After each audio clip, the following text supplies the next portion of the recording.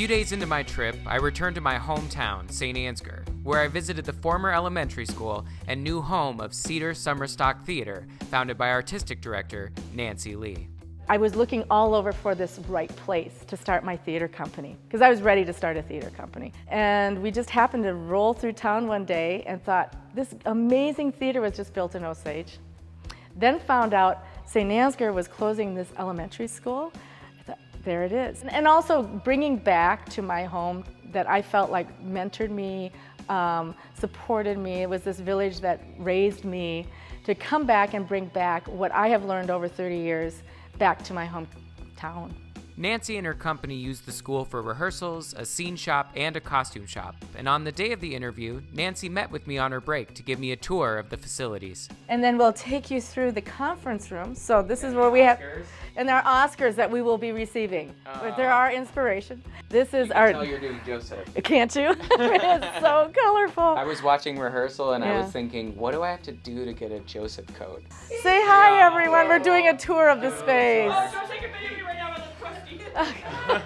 Oh, there you go. Oh, beautiful. Cedar Summerstock was mid-season when I visited, preparing for their upcoming production of Joseph and the Amazing Technicolor Dreamcoat. Nancy shared with me how her past informed her company's creation. I grew up in between Osage, Iowa and St. Ansgar, Iowa on a farm, and I went to school in St. Ansgar. Elementary school wasn't my thing, and someone said, you know, you're a smarter girl than you think you are. And my high school band director and choir director just brought out all the talents that I didn't really know I had. I like to organize things. I always would be bringing people together. I always like to be in charge. I'm kind of a bossy person, so that kind of fits really well with what I do. So I went to a small liberal arts college, Luther College, to pursue choral directing and choral music, and got my degree in education, choral music education. Then I started discovering musical theater, only because I had to direct shows. So they said, you're gonna be the director.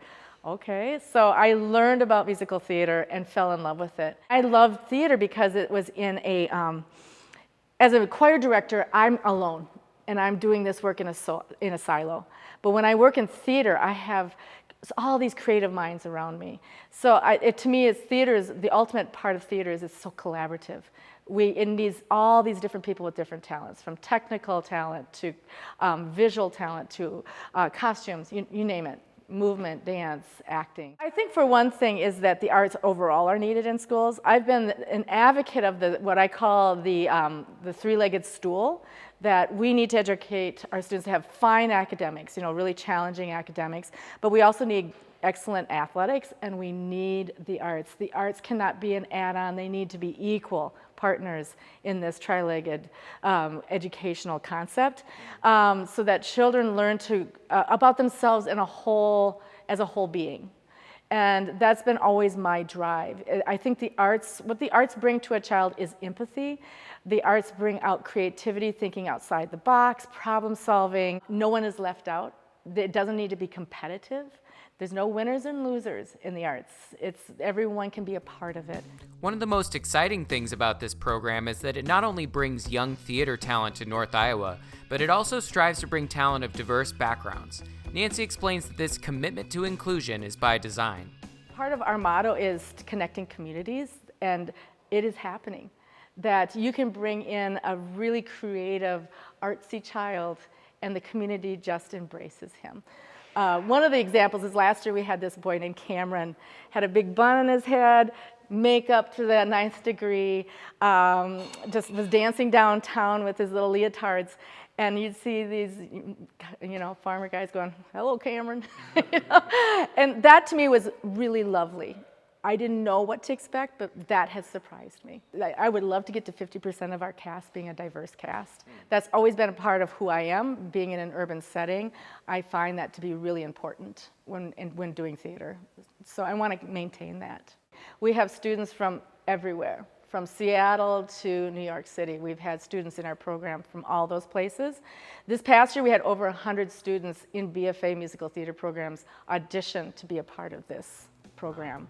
The company not only strives to bring a diverse group of talent, but it also offers a diverse season of shows in order to better serve and include the community.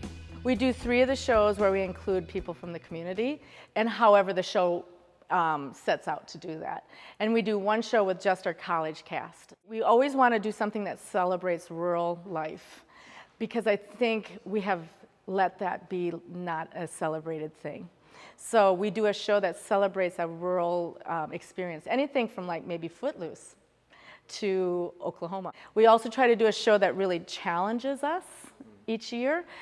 We think this year it was 9 to 5. We were a little worried because it's kind of the Me Too movement, and it's been a great outpouring of support for this show that we just did.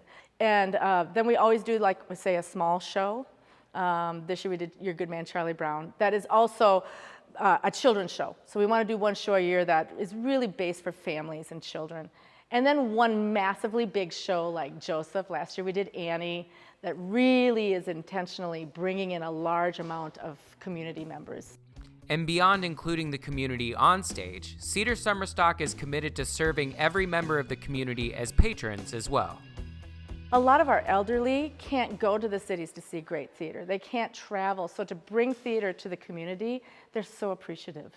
And that's growing. So we're almost 75% more people coming to our shows this year than they did the first 2 years. We're very conscious of making our ticket prices reasonable and accessible. So our goal is to get more grants so that we can balance out the cost that we need to put on these productions with wanting to keep our ticket prices reasonable and accessible. But that accessibility comes with a trade-off. The company has to be crafty about how it delivers a quality production on a tight budget. But Nancy's no stranger to working on a budget. So I always said that, because I worked in an urban school where we had no budget. Right. I got zero money for anything. So I think I would complain about it, but what it did is it taught me how to do this work. I feel like we know what we need to do, now we need to get it to where we're actually getting some funding for it too. Yeah, you have experience building on a shoestring. Yeah, and you know how to make magic with that. Yeah, my son Lars does a lot of set design, so he's been helping. That's where we want to get to the next level, is actually have set designers design our sets. So Marty is our company manager, and Marty just has a great passion for this work too. I mean, we are paying her like pennies on the hour to do this job. But, and I said, we are going to make enough money that Marty's going to actually make money. Well, once you get doing those this. grants, for sure you Yes. will. Yes. I've been doing this for 3 years for nothing. Pro bono. Mhm. That's Yeah. really generous. Thank you. And like I said, that's my weirdness. I'll do things because I just am so passionate about doing this work. So that's our goal in that grant writing too, is that we want to make this company viable for the long run. Because if I leave, I want this company to survive. So this is not about me. This is about creating a company that will survive beyond the initial founders of it. It's legacy. Exactly. Yeah. Well, thanks for talking to us today. Absolutely. Yeah.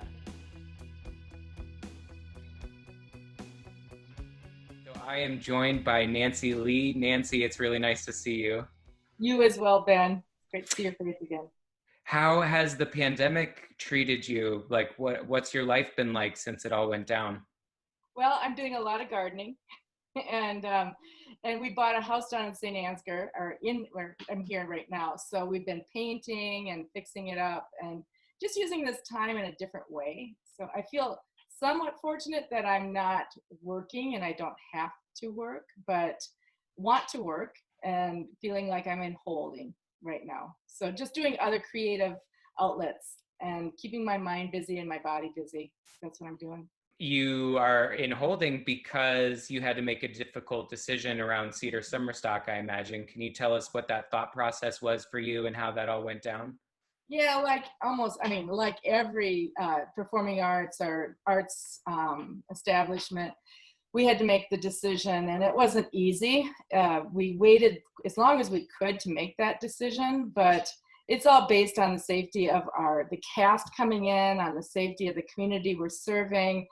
There was no choice. And so I think it was early spring that we finally pulled that plug, and then had to do a Zoom meeting with all these wonderful actors from around the country that were planning to come here and tell them the decision we had to make. And of course, they were disappointed, but we did offer them the same roles next year. So we're just going to do the same lineup we had this summer, next summer. So we offered all of those college actors the same roles. So we'll see who shows up or who wants to come back. We don't know for sure. What was your season plan to be? We were going to open with Hello Dolly, and then the Addams Family, Godspell, and then finish with Seussical, the musical. Wow, what a great season. It What was, was, or it is, it's going to be. yes, yeah, it will be. What was the show that you intended to have community involvement in? Seussical, which is really, but we just found out last week that we got a grant from Iowa to produce that show next year. I know, yay! But we have to put it at the beginning of the season so it fits within the grant cycle. So we're just going to be moving around the order that we would have had the shows in. But we will open with our children's show, and usually we close with it. So it should be kind of interesting to actually open with the children's show as opposed to that being a closer. And then Hello Dolly will be our closer instead. So we'll just flip them along. I could see that maybe revitalizing the community interest and excitement, because the very first show is like the first show back from your hiatus, and it involves the community. And so everyone's aware that you're back. So maybe that'll work out perfectly. That's what we're hoping. And even though it maybe will conflict a little bit with the softball and baseball schedules for the young children, we'll try to work around that so we can get as many kids involved as we can. Because yeah. I think it has been. Someone said that we're creating little theater monsters here. And I love that. I think that's true, that the students that have been, or children that have been doing this have been coming back and back. So we're seeing a lot of repeat families and children who are really, they've got the theater bug now, which is awesome. Yeah, I've been editing your episode or our interview from last year, and I just really loved what you said about wanting to create children who are well-rounded and really educating the entire child. And I just think that's so awesome that Cedar Summerstock can be a part of that expanded vision of what kids have access to and ways that they can grow and evolve as children. I agree. I think that the best education is, I use the analogy of a three-legged stool, that they're athletic, or physical. It doesn't have to be just athletes, but there's a physical health and component, there's an artistic component, and there's a rigorous academic component. And that to me is what makes a really well-rounded education, which every child should get, no matter what their zip code is. That's always been my mission. You know what that reminds me of, as somebody who works in the wellness space, is that it feels like what you're saying is that, the athletics is for the body, you create wellness in the body. The arts is for the heart, you create wellness in the heart. And then the academics is sort of the cerebral, the mental. And so you create a fully integrated, fully developed human being through that education lens. Yep, that's so true. Some people say it's the body, mind, spirit. Yeah. Concept, but I think it translates really well into educational systems as well. Yeah, so true. So it's fun to be able to do that back in the community, that I felt like I had that type of education as a child. And actually, I only spent 4 years in St. Ansgar Public Schools, because I went to Stacyville Catholic Schools for my 1st through 8th grade. But that high school experience I felt was really crucial to what I chose to do with my life. It really helped mold my outlook and my mission in life, I guess you could say. And what I don't want people to think is that I'm trying to replace excellent arts in the schools. That's not. No, it's an add-on. It's to make it even more richer, because the students I get to work with in large urban areas, they have great school arts experiences, but then they also have like the Guthrie Theater, they have the Children's Theater, they have all these other outlets to do and create art and to create performances that I feel like children from smaller communities don't have. And so that is really what I'm trying to offer the community I grew up in. And I was just saying yesterday that if Cedar Summerstock had been here when I was a kid, it would have been my favorite thing. It would have been the thing that I did all the time. I would have been obsessed with it. You wouldn't have been able to get rid of me, honestly. I love it. I wish. Well, I still think you could come back and be in a show, Yeah, no, I would love to collaborate with you in the future. And that brings me to a great question, actually, which is, how has the pandemic adjusted your plans for the future? How has it made you have to adapt as a company? Well, we are lucky in the sense that we're very small, and that we in some ways is a good thing that we don't own any property. So we don't have a lot of things that we're invested in. We have no debt. We were just getting to the point where I was going to start getting paid, which is great. And but we really felt like we were picking up. Last summer was super successful.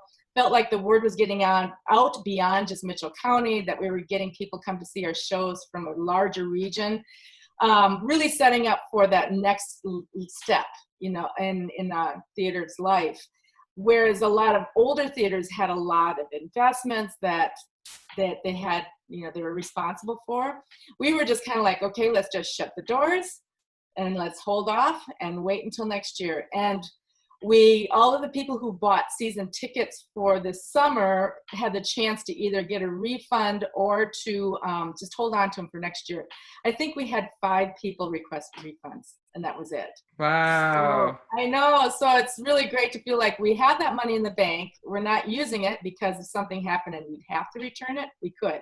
But it's really great to know we have that kind of sitting there ready to launch for next season. After this last season, what were some of your favorite comments or feedback from folks who came and saw the shows? I love this little boy from Riceville who's been in all the shows and comes up to me and says, "This is the best thing I've ever had. I never knew theater was so cool. And just thank you so much." He was just so adult about it, but you knew it was coming from his heart. And I wish I had a tape recorder to tape what he was saying, or video, because it was so authentic in what he was saying. It was like, that to me is why we do it. And to see all these people from my past coming to the shows, to see that auditorium fill up with people, and the community just so excited to see how many people outside of Mitchell County were coming to see shows.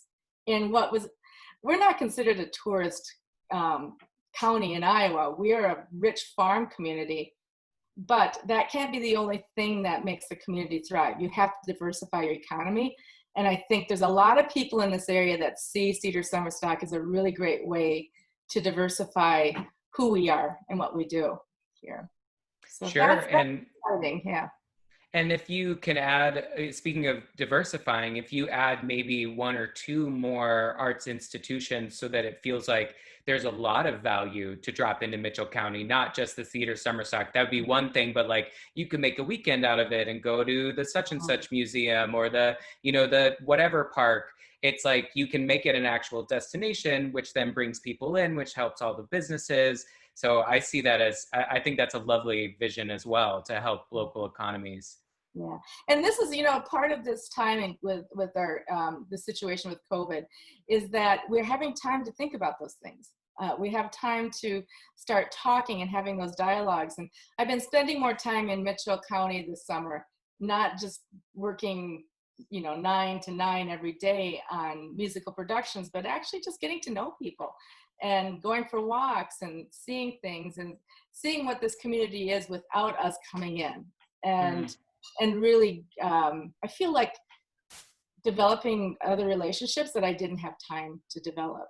And I think that's going to only help in the future to us doing more collaborating, figuring out how, just what you said, is that this is a destination. You can make a whole day or a couple days, a weekend of it, and have a great getaway that's close to some larger metropolitan areas. Well, not like New York or anything, but Minneapolis and Des Moines and Rochester, those are, Mason City, anyway, that's what we're hoping for.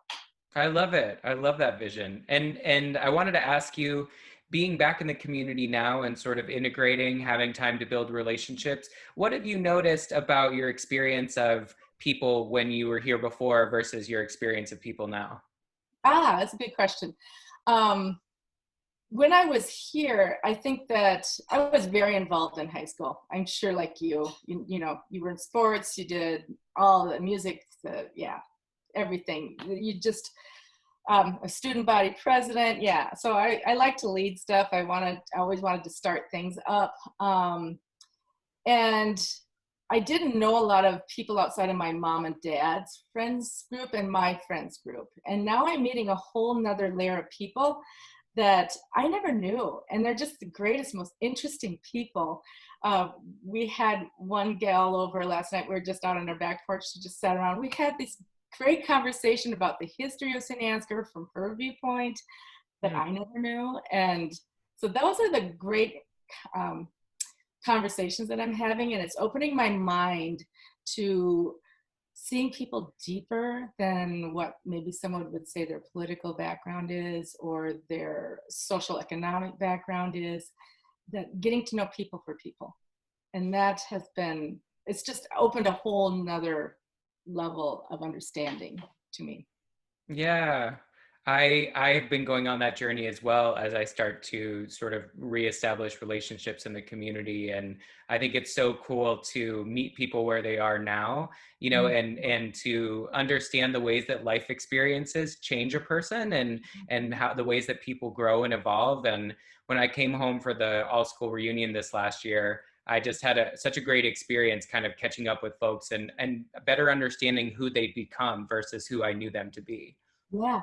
And don't you still think there's a culture of hospitality, a culture of giving and kindness that I had as a child that has not left? That to me is reassuring. Some of these beautiful women in town that will just give anything to help you out and are always there to back you up in what you're doing. And they're the same people. They haven't changed. That I find reassuring too, that things are, there's something about this community that has not changed.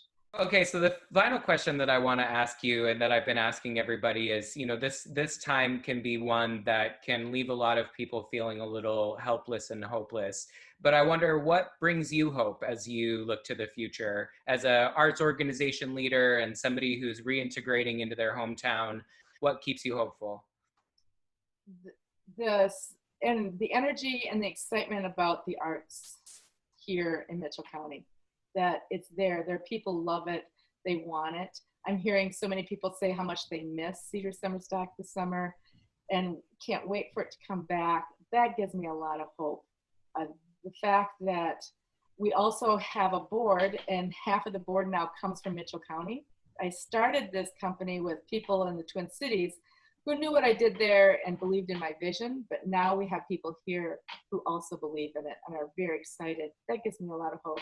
And then seeing children around town that I've worked with and having that relationship, and there's a real connection to the mission of Summerstock that we can reignite once we can. I just want to close by saying congratulations, because I think it just takes so much courage to follow your heart and to follow your vision and to create something that doesn't exist. And you've done it so beautifully. And it's very clear to me that the community feels very served, and that this is your love overflowing to the community. And you provide such an incredible service. Like I said, if you had been here when I was a kid, it would have been everything to me. So on behalf of all of the little kids who you're providing a lifeline to, thank you so much for choosing to do this with this moment in your career. And the same with you. I'm grateful that you're doing this project. I think it's a wonderful project, and I've loved watching what you've done so far. Can't wait to see the rest of what you're doing. Oh, good. You're welcome. Well, I'll talk to you soon. Okay, thanks. Bye. Next time on Home Again, we take you into the classroom with the St. Ansgar Songwriting Project, a project I created with my brother-in-law, Will Bartz, to bring the craft of songwriting to our hometown. Each program participant learned to write an original song and then perform that song for the first time with a house band for a charity concert for the local arts program. Tune in to see more on the next episode of Home Again, Conversations from the Heartland.